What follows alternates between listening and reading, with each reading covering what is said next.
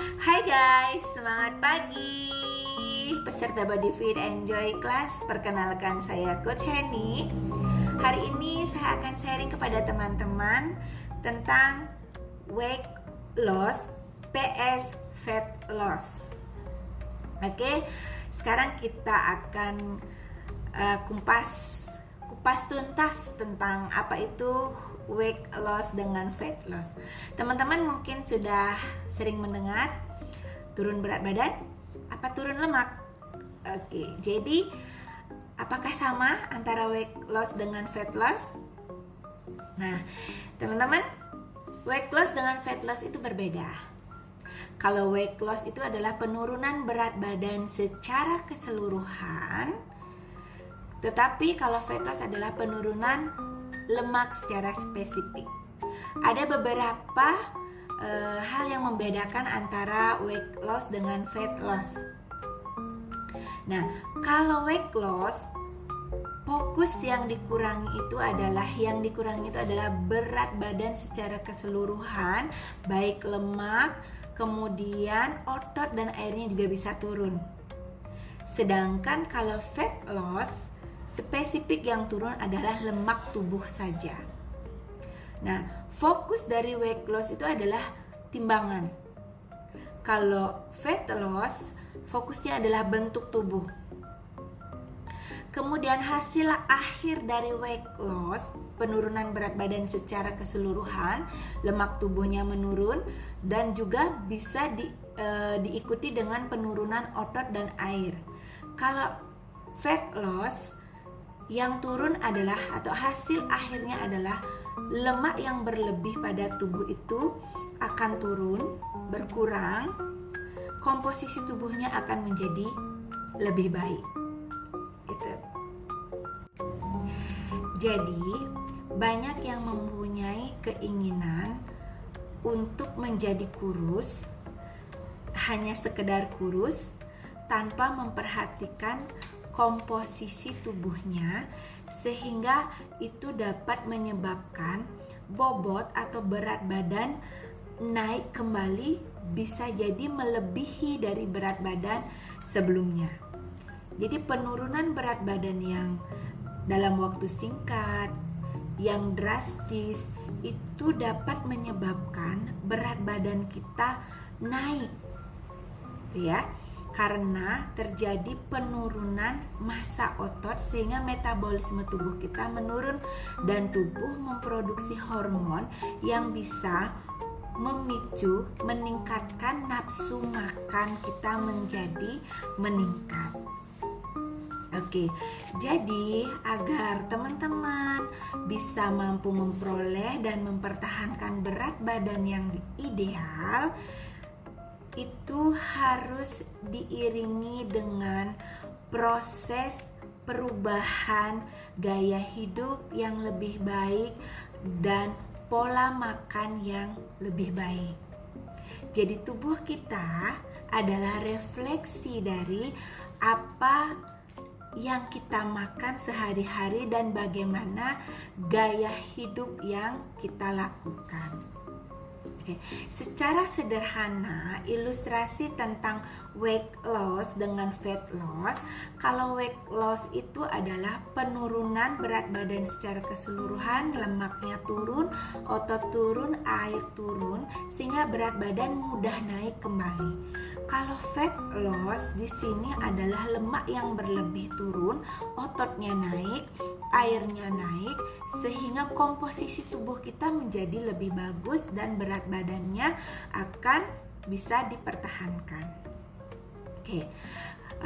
Kemudian kalau weight loss ini biasanya ya, kebanyakan itu dia makannya sedikit, olahraganya berlebih. Jadi yang ditimbulkan atau efek sampingnya, tubuh kita mengalami kelelahan, kemudian mengurangi kekuatan tubuh kita, daya tahan tubuh kita menurun sehingga kita juga menjadi gampang sakit. Nah, sedangkan kalau fat loss itu memperhatikan nutrisi yang seimbang, olahraganya teratur, sehingga efek sampingnya tubuh kita menjadi lebih sehat, tubuh kita kekuatannya lebih bagus, daya tahan tubuh kita meningkat sehingga menurunkan resiko sakit. Jadi, teman-teman, yang disarankan atau kita rekomendasikan di sini adalah fat loss karena untuk kesehatan jangka panjang. Oke, teman-teman, ada beberapa tips yang bisa teman-teman lakukan untuk mengurangi body fat atau mengurangi lemak tubuh dan bisa mendapatkan fat loss, lemak tubuh kita berkurang. Ada beberapa tips yang teman-teman bisa lakukan. Yang pertama yaitu diet seimbang. Ini merupakan pondasi dasar teman-teman untuk menurunkan lemak tubuh. Jadi kita fokus pada protein tanpa lemak, cukup serat, sayuran, buah-buahan, ya, dan kurangi atau hindari makanan yang mengandung kalori tinggi, makanan olahan, cemilan-cemilan manis, dan makanan-makanan yang karbohidratnya tinggi. Itu ya yang pertama. Kemudian yang kedua, teman-teman adalah olahraga secara rutin, baik itu olahraga kardio maupun olahraga beban yang bertujuan untuk membakar kalori, meningkatkan massa otot, dan meningkatkan metabolisme tubuh kita sehingga lemak tubuh menurun. Yang ketiga, teman-teman itu adalah tetap menjaga porsi makan. Ya, bagaimana caranya menjaga porsi makan? Yaitu yang pertama, tetap makan dalam porsi yang kecil, ya, sesuai dengan kebutuhan kalorinya teman-teman, sesuai dengan angka ajaibnya teman-teman, itu ya. Kemudian teman-teman itu perhatikan jam-jam makan, jam-jam yang terasa lapar. Sehingga teman-teman bisa di sana mengurangi cemilan-cemilan yang tidak sehat diganti dengan cemilan-cemilan yang sehat. Kemudian teman-teman bisa mengurangi porsi makan itu dengan cara makannya berlahan, mengunyah secara perlahan, gitu ya. Itu yang ketiga. Kemudian tips yang keempat, teman-teman adalah memenuhi kebutuhan cairan tubuh kita. Ya, memenuhi kebutuhan cairan tubuh kita. 50% itu komposisinya adalah air. Jadi minimal teman-teman minumnya adalah 2-3 liter per hari, itu minimal. Jadi penuhi kebutuhan cairannya. Kemudian kurangi begadang.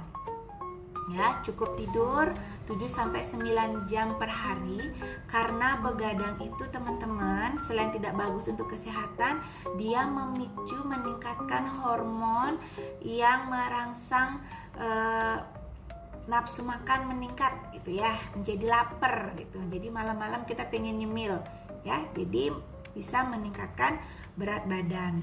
Kemudian teman-teman itu adalah kelola stres, ya. Jadi stres itu memang ada yang bisa menurunkan berat badan, tapi ada juga yang malah meningkatkan nafsu makan.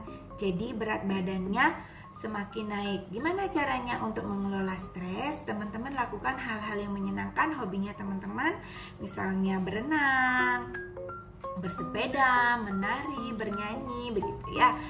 So, jadi beberapa tips itu teman-teman bisa lakukan untuk mendapatkan lemak tubuhnya menurun dan bisa melakukan fat loss.